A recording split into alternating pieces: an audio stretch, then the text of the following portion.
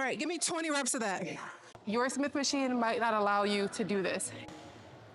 I only got to 9. Shit.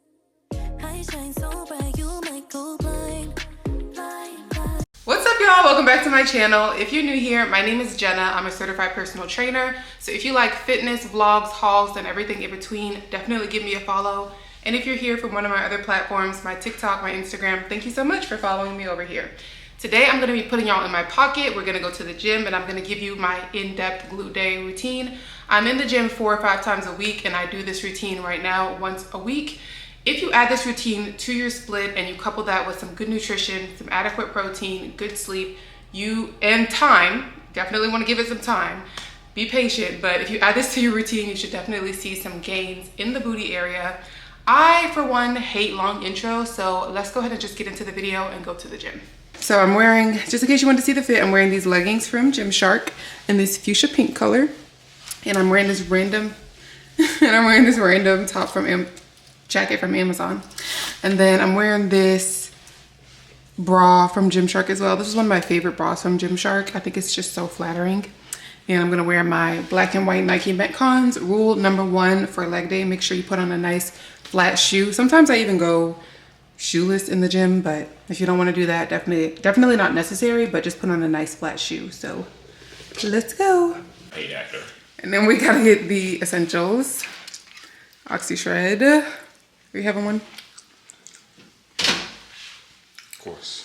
He's taking my last one, but that's okay. Time to go lift. I'm starting off with like a 5 to 10 minute warm up. I just do dynamic stretches for the warm up. I used to do a little bit of light cardio to warm up, but I found that it's not really necessary for me and it just adds more time to the workout. So I just do my dynamic stretches, something to open up my hips, warm up my hamstrings, get everything nice and warm and primed and ready for movement. And then I get into the lift. Oh! Okay, we're gonna start off with the B-stance RDL. You can do this RDL with dumbbells if you want, but when you get into the heavier weights, I prefer the squat rack because I don't wanna have to lift anything too heavy up off the floor.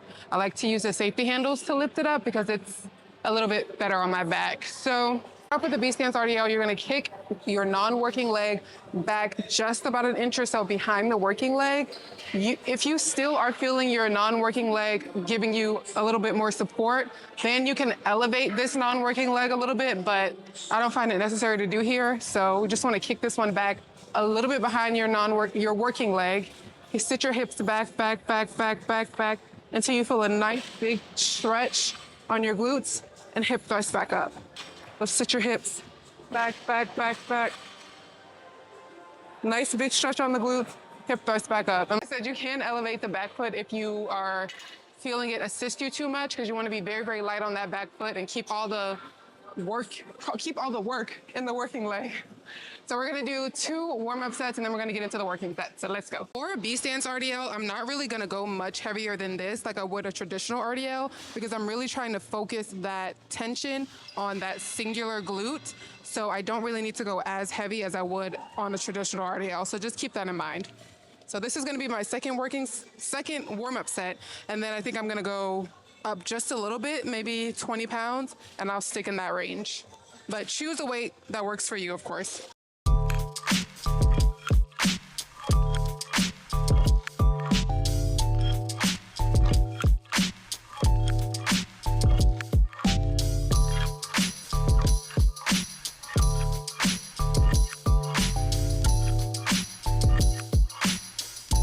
To do the glute bridge machine, not to be confused with a hip thrust. On a glute bridge, we're going to keep our range of motion short so we can really keep tension on the booty. Some people have said that this machine hurts this area right now. With hip thrust, that's just kind of something you have to try to get used to, but they do sell on Amazon square pads. Sometimes the trainers will have it, but they're not readily available for like us to use, but they do sell square padding that you can put here to make it a little softer. Sometimes I also roll up like a jacket or a sweater or something. I roll it up there and put it in that area, but for the most part, I've kind of gotten used to it, and there is a little bit of padding on the machine itself, but you can buy padding if it really, really bothers you. So for this, we're gonna keep our legs a little wider then shoulder width apart. So keep it a little wider than shoulder width apart. And you can point your toes slightly outward. It helps you focus on your glutes a little bit more.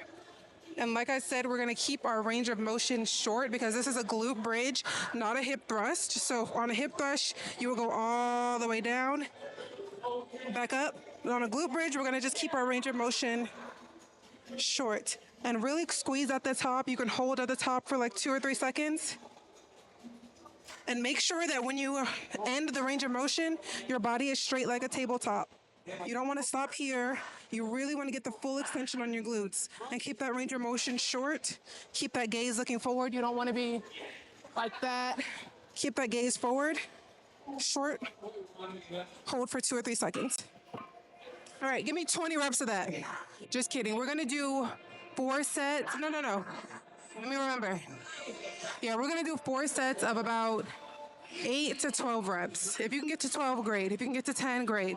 But try to at least get to 8. And you want to choose a way where you can do at least 6. Once you get to the 6th rep, it should start to feel a little bit difficult. So 4 sets of this. Let's do it.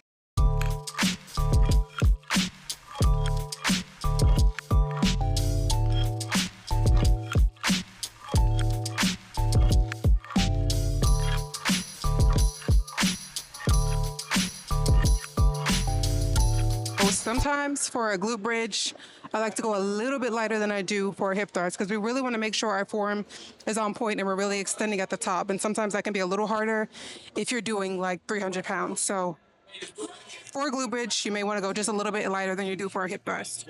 So now I'm going to do a lateral step up on the Smith machine. Lateral meaning my non-working leg is on the side of me when I go down versus behind me.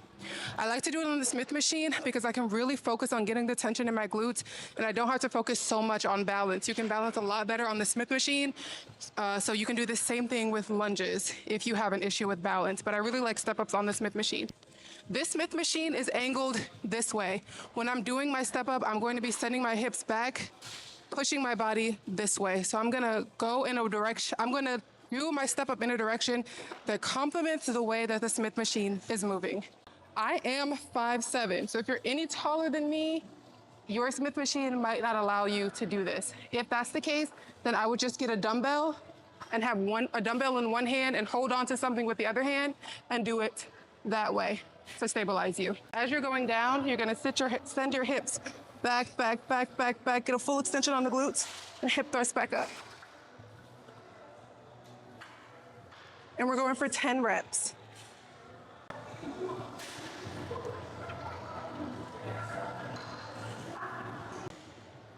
I only got to 9.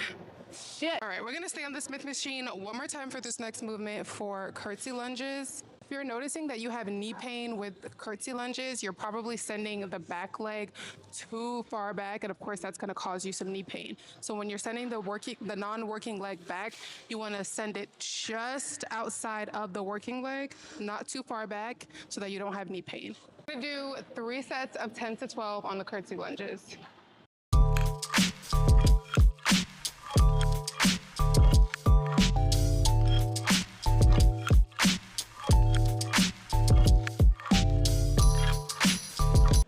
You want to keep it very, very light on that back leg and make sure all of the work is going to the working leg. That close looks good. I'm finishing up with my burnout exercise. I'm doing glute medius kickbacks, but I'm going to do it from the floor kneeling because when I do it standing, I'm feeling a lot in my non-working leg, which is fine. Your non-working leg is working to stabilize you, but I would rather have all that focus and concentration and the most tension on my working leg, and I find that I can do that best when I do it kneeling. So I have a mat down, I have my ankle straps on, and you're going to go ahead and strap in your working leg. Your working leg is going to go behind your non-working leg, and your non-working leg is going to be kneeling on the floor. So let's go ahead and strap in our working leg. Okay, then you're gonna take your non-working leg, put it over that leg, and kneel it down on the floor. Then you're just gonna put both hands on the ground and kick your working leg out and back. So both hands on the ground.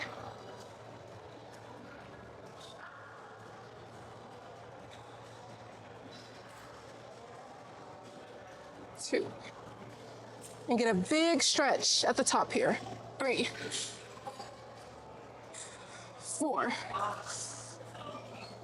5. All right, so I'm just gonna go 3 sets of this for about 10 to 12 reps.